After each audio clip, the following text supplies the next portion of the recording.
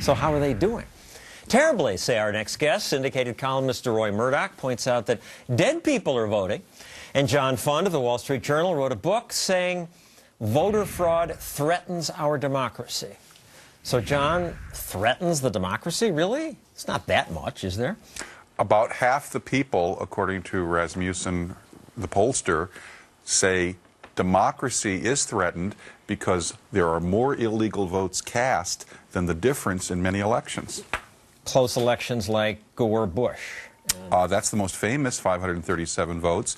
We know enough illegal felons voted in that election, enough people who were registered to vote in both New York City and Florida voted in both states, than the difference in that election. And that determined who was president. But there are other races, the Washington State governor's race in 2004, the Al Franken Minnesota Senate race in 2008.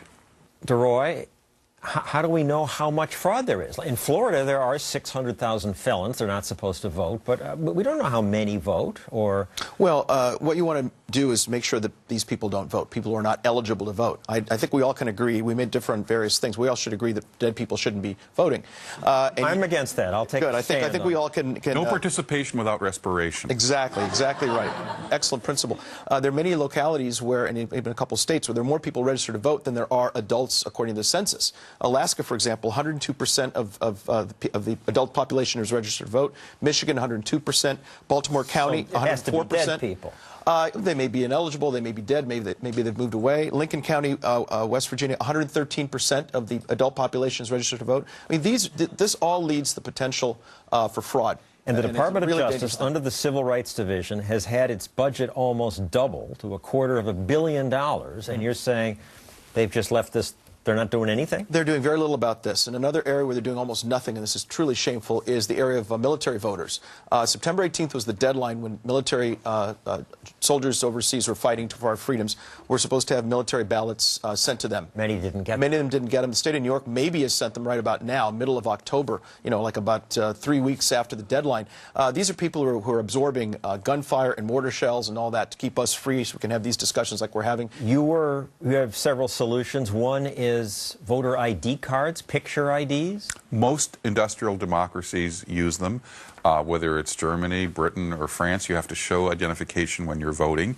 We show identification for everything else in life, including renting a video and cashing a check. People oppose it because they say it's going to hurt poor people. They don't have a photo ID. Except in those states, no person has come forward and been able to prove they were denied the right to vote because they lack the proper ID. The vast majority of people have ID. If they don't have ID, I think we should give them a free one, state-issued ID. No one should be able to walk in and be denied the right to vote, but they should be able to get an ID, and we should be able to ask for it. We also don't say, when you go to the airport, if you're poor, you don't have to show your ID card. A lot of people say, well, we can't ask people for voter ID because that'll be oppressive against blacks. When I go to the airport, they ask me for ID. They don't say, well, you're a black man, you don't need to show ID, just get on the plane. People say you don't have to fly. Voting is just a more important right. If people don't have an ID card in modern America, they're shut out of the mainstream of American life. We are doing them a favor by giving them a free ID card, because then they can participate in life. They can cash a check, they can enter a federal building. You say the other issue is the absentee ballot, which is presented as a big improvement. I don't have to wait in line forever outside some badly run government office where I get to vote. People who get absentee ballots should understand they're giving up their right to a secret ballot, because when the absentee ballot is sent out, there's no election official making sure that everything is kosher. That means people can coerce somebody who has an absentee ballot. We have lots of examples of spouses coercing their partners into voting a certain way, employers doing it, unions doing it. I believe that we should say, look, let's all vote on Election Day. Maybe we have to move it to Sunday to make it easy for everybody, but let's all take the time. We're all very busy, but take some time out every couple of years and decide who are the people who are going to lead this country and your state and your locality. That's not asking too much. We have the idea that you should kick back in your Barca lounger and decide who your leaders are. I say, get your clothes on and go down to the firehouse or the schoolhouse and decide who is going to be Let's running. all vote? What about the stupid people? Well, the ignorant people. No, well, those people who are motivated and want to vote ought to be able to make the sacrifice and go take 15 minutes or half an hour to make these decisions. It's not like we're asking people to do this every week. Which party wins from this?